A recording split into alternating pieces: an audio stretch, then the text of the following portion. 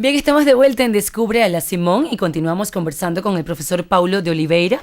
Él es jefe del Instituto de Energía, que hace vida dentro de la Universidad Simón Bolívar. Y como hablábamos en el segmento anterior, muy activo últimamente, el instituto justamente por la crisis energética que ha pasado el país. Y bueno, además es un tema de carácter de interés global, de interés local.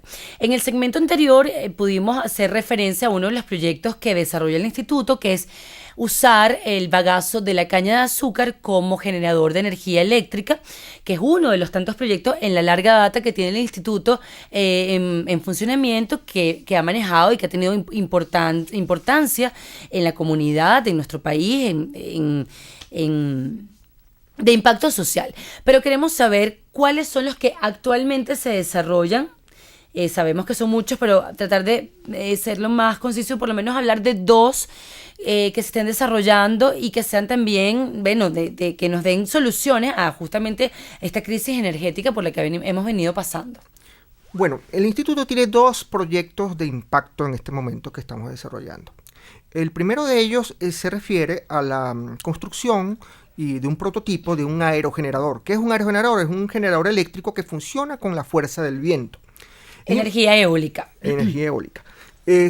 Tenemos que tener conciencia de que Venezuela tiene en sus costas, un potencial muy alto de generación por esta fuente energética. Con buenas condiciones, podríamos decir, buenas condiciones climáticas, de vientos, para que esto se pueda desarrollar. ¿Dónde se están haciendo estos? Bueno, toda la costa prácticamente de Venezuela tiene potencial eólico premium, por lo tanto, en línea con la línea gubernamental, justamente hay que desarrollar ese potencial. Pero hay zonas que son muy aisladas de las costas donde la red eléctrica no llega o no es económicamente rentable colocar equipos de gran capacidad. El instituto ha venido llevando adelante un proyecto para la construcción de un aerogenerador que pueda ser hecho en Venezuela, es decir, que utilice materiales en su mayor parte que se consigan en el país y que esté diseñado para las condiciones particulares de nuestras costas. ¿Qué material requiere un aerogenerador? Bueno, ¿cuál es el material con el que se construye? En las líneas modernas se está utilizando materiales compuestos, fibra de carbono, materiales de mucha avanzada, pero hay materiales tradicionales como la fibra de vidrio que, dándole el tratamiento adecuado, pueden ser utilizados a un costo razonable por un proceso interno nuestro de producción y hacer que sea sostenible la solución. Eso sería para las aspas de... Para los álabes del generador, que son esas aspas, como el aspa de un ventilador, y nosotros le llamamos álabes del aerogenerador, y eso permitiría soportar los esfuerzos mecánicos que son muy elevados, que existen en condiciones de tormenta y este tipo de situaciones tropicales, ¿no? Afortunadamente, bueno, nosotros estamos muy avanzados en este proyecto.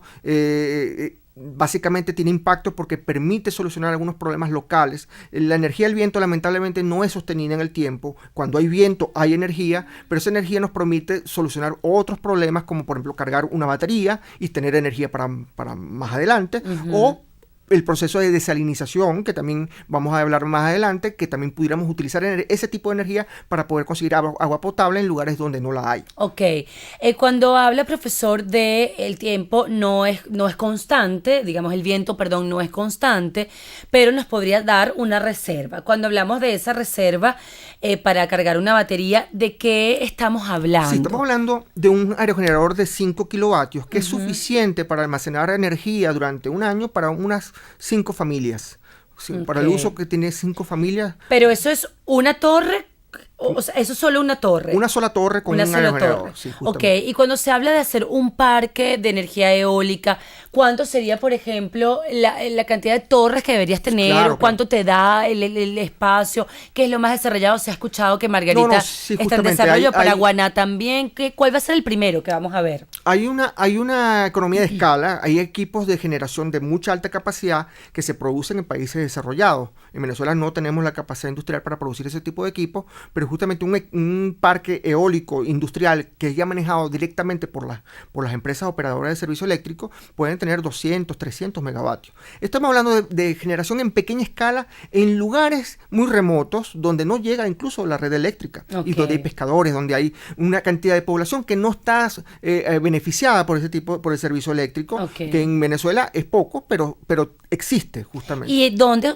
Porque decía anteriormente que se ha escuchado que en Margarita hay un desarrollo de un parque eólico, también en Paraguaná, pero ¿cuáles son esos lugares remotos a donde se les va a llevar energía a través de esta fuente aerogeneradora? ¿Cuáles son? ¿Dónde son esos caseríos, esos sitios? Por ejemplo, yo doy un ejemplo siempre. Por ejemplo, en los cayos de nuestras islas, ¿no? Los Roques, por ejemplo, no conviene colocar grandes capacidades de generación porque tiene un impacto ambiental importante. No, y además el paisaje, por Dios, ¿no? Pero justamente pequeños aerogeneradores localizados en puntos estratégicos permiten tener servicio eléctrico en buena medida sin comprometer el equilibrio ambiental. Ese básicamente lo que estamos buscando. Existe, por supuesto, hay un gran potencial de generación eólica en el país que se está desarrollando a través de una línea del Estado que está invirtiendo importantes recursos en ese sector. Y todo se está produciendo aquí. Bueno, los equipos evidentemente no se producen acá, pero entiendo que todo lo que es la instalación, la operación, va a corresponder. O sea, las torres de fibra de vidrio, que era el material más tradicional del que hablábamos, ¿no se puede hacer aquí? ¿Por qué? No, porque ya esos equipos de gran tamaño son equipos que se hacen con materiales con los que fabrican los aviones prácticamente. Es otro tipo de tecnología. Estamos hablando de una tecnología en pequeña escala para atender sectores muy, muy particulares que están muy lejos de los centros poblados y donde un parque eólico de gran tamaño no tiene sentido. Ok, entiendo.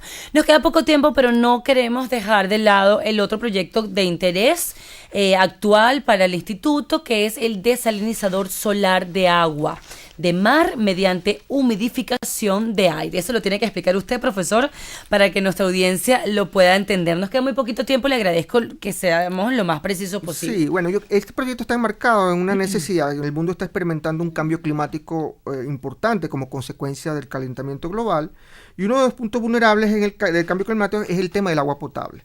La Organización de las Naciones Unidas para la Alimentación indica que para el año 2025 habrá 1.800 millones de personas que no tienen acceso al agua potable, es decir, que tienen que caminar muchos kilómetros para acceder al agua potable. Entonces, uno de los grandes problemas de cómo conseguir agua potable es a través de un proceso de desalinización que necesita grandes cantidades de energía. Una manera es con un parque eólico o con algún esquema de generación que produzca electricidad que a través de electrólisis o otros procesos, producir agua potable. Pero hay un esquema natural, que es el esquema de humidificación, que lo vemos todos los días cada vez que calentamos hacemos una sopa, se crean unas goticas en la tapa y después se condensan. Ese tipo de proceso puede producir agua potable en cierta medida, pero en cantidades limitadas. Sin embargo, en la tecnología y la investigación nos ha llevado a ir optimizando cada vez más esos procesos, y nosotros tenemos un proyecto bandera que es la construcción de un desalinizador portátil que sea capaz de producir 25 litros de agua al día, ¿verdad? Que permita de repente no satisfacer las necesidades de una población. De una comunidad. Sí, de una manera holgada, pero sí permite producir agua sin la necesidad de energía eléctrica. O sea, que lo puedo tener en mi casita. Sí. En mi nevera me cabe, sí. En mi cocina. ¿Y cómo funciona esto? Esto funciona porque nosotros utilizamos un panel de captación solar que permite ese proceso de humidificación. Es un proceso que tiene que ser muy bien controlado. Sin embargo, el equipo como tal, como construido, no es un equipo que tenga electrónica ni tenga gran complejidad. Es un diseño que perfectamente puede ser montado por las comunidades, mantenido por las comunidades, y es muy útil porque puede producir algún bien muy preciado, que es el agua, sin necesidad de depender de un equipo exógeno, de complejo, como lo puede ser un equipo de rectificación eléctrica, un equipo aerogenerador o un motor eléctrico. De uso doméstico, ¿no? De uso doméstico, básicamente. Profesor, se nos acabó el tiempo. Una última pregunta. ¿Cuándo podemos tener un desalinizador? Este proyecto que ya está, ¿en qué fase está? ¿Cuándo vamos a poder los venezolanos tener esto en nuestros hogares? Sí, bueno, en este momento está en fase de desarrollo. Tenemos un prototipo que está en un 95%, estamos haciendo las pruebas.